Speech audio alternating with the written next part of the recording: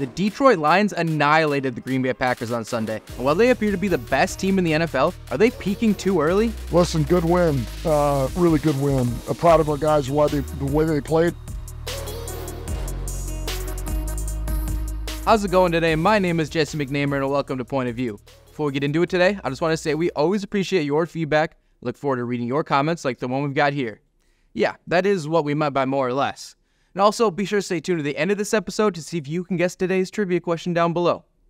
To today's topic, will the Lions be able to keep up this level of play for another 2 months and through a deep postseason run? You have to admit, it's definitely not impossible they fall off a bit considering what we've seen so many times over the years. I mean, just last season, the Eagles were 10-1 through Week 12, finished the season 11-6, and were easily bounced in the wildcard round by Tampa Bay.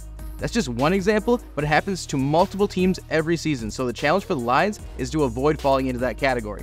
And according to Tankathon, they have the 8th most difficult schedule remaining with games against the Bills, Vikings, Packers, and Texans.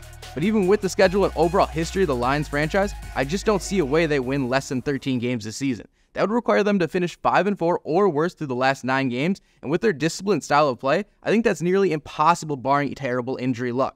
My opinion on this was solidified with Sunday's win over the Packers in a rainy Lambeau Field. It was the Lions' first game outdoors all season, so I had questions about how they would handle it, but it proved to be absolutely no issue as Jared Goff completed 18 of his 22 pass attempts, while Detroit receivers were credited with just 1 drop pass. Head coach Dan Campbell was asked after the game about how they avoided turning the ball over. Here's what he had to say. That was big, and we knew that coming in here. You know, there's a number of things. We talked about run game supremacy. We talked about explosives, you know, and as crazy as that sounds in that type of weather, but whoever could come up with the most explosives, field position, turnover ratio. So the fact that we took care of the football, man, we preached it all week. We worked at wet ball drills every day of practice, outdoor, and man, our guys really did a great job. Goff took great care of the football, and it was a difference. It was a big difference. Like he said, it was a big difference in this game, and it's been a huge difference all season. The Lions are now tied with the Bills with a +11 turnover differential on the year while playing 1 less game.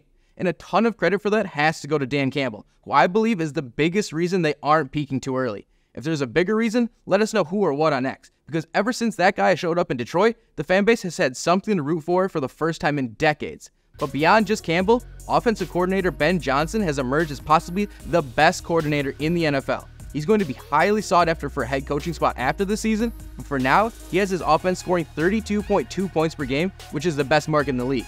Not to mention, Jared Goff is a top 5 MVP candidate. Jahmyr Gibbs and David Montgomery are the best backfield duo in the NFL, and the offensive line matches up with anyone. Last week, Ben Johnson spoke about his offense and how they've been able to make scoring look so easy. Here's what he had to say. It's not very often that we're looking and we're going into halftime saying the opponent's doing something differently than what we practiced or what we anticipated. It's been more, guys, we got to do a better job securing the football. We got to do a better job pass protection. We got to do a better job blocking the safeties on a couple run plays, things of that nature, more so than it is been opponent-wise. So I do think our guys feel that too. I think they understand that if we get the first down in each series, then chances are pretty high that we're going to end up with points for that drive.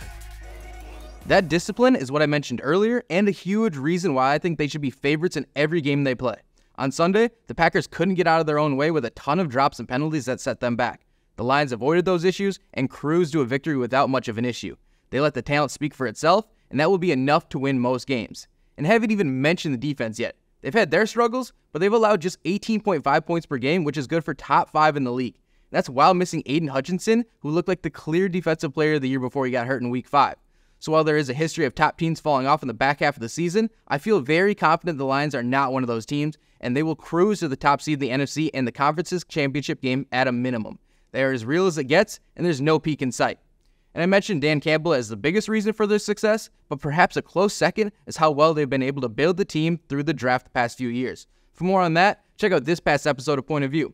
And the moment you've been waiting for, here's the answer to today's trivia question. We appreciate you tuning in. We will see you in the next one.